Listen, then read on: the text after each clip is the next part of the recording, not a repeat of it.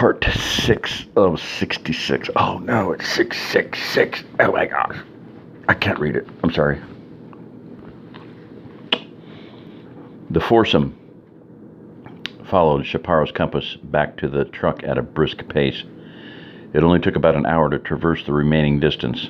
They checked to see if anyone had approached the hidden vehicle, and when they were sure it was secure, they loaded up and drove home.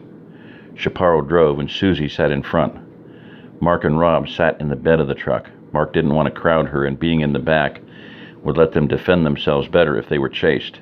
Mark wished they'd brought a few sandbags to stack against the tailgate just in case. Well, he would have liked to be up front with Susie to ask her questions, but they decided that since he and Rob had the more powerful rifles, it made sense for them to be in a position to defend against a vehicle attack. Fortunately, they didn't see anyone on the way home. Unfortunately, Mark had about 1 million unanswered questions that ran through his mind over and over again.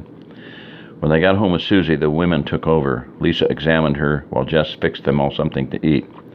Susie was fed in the clinic, and Mark found out she'd eaten and fallen asleep before he could ask her the questions he wanted. Lisa forbade him to wake her up.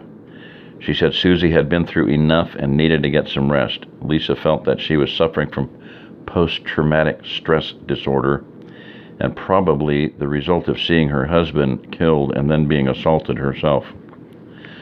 Mark, Chaparro, and Rob met with the other official and unofficial members of the security committee and filled them in on what they knew. In order to come up with a plan, they really needed Susie to fill in some blanks for them. Gunny felt it would be too costly to try and take the compound if they had 75 skilled defenders and the security upgrades Mark had seen.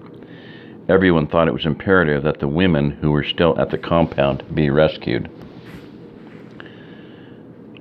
After discussing it for a while, they came to the conclusion that they had to turn it over to the authorities. Unfortunately, that meant Barney. They had proof now that the shooters had come from the New Age Ranch, and Barnes would have to follow up on the leads.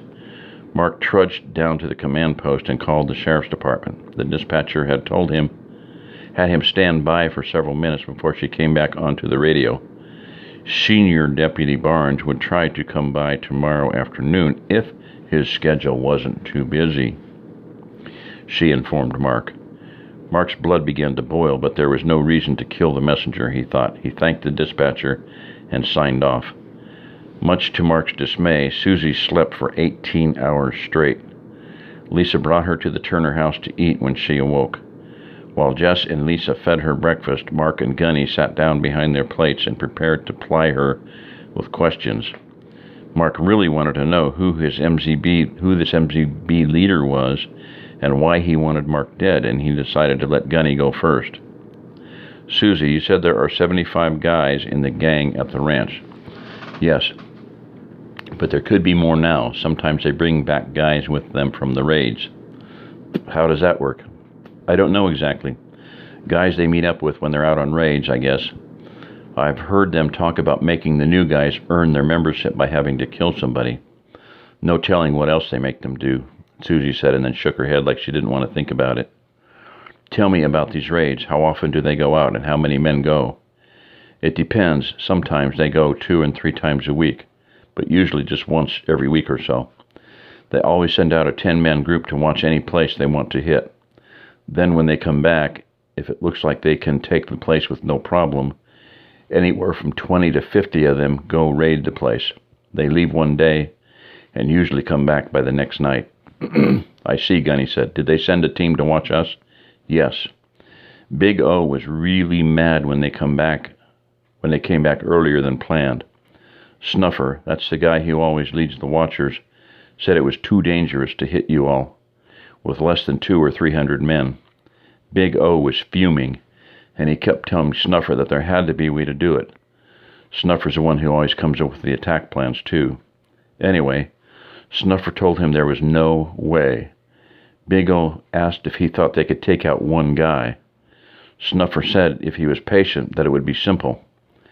I didn't know it was supposed to be you, Mark, until Big O and Bullseye came back and they got all drunk.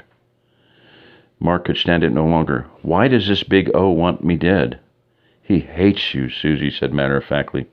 Well, duh, Mark thought. Why? I don't know. I guess you did something to him. Mark was confused. What could he have done to some gang member? Could it be the leader of the gang that attacked Brother Bob and then attacked him in the truck? That didn't make sense. Who could it be? All of a sudden, it came to Mark. It was so evident he didn't know how he hadn't seen it before. Who knew about the Watsons, the New Age Ranch, and him? Big O was John Olson.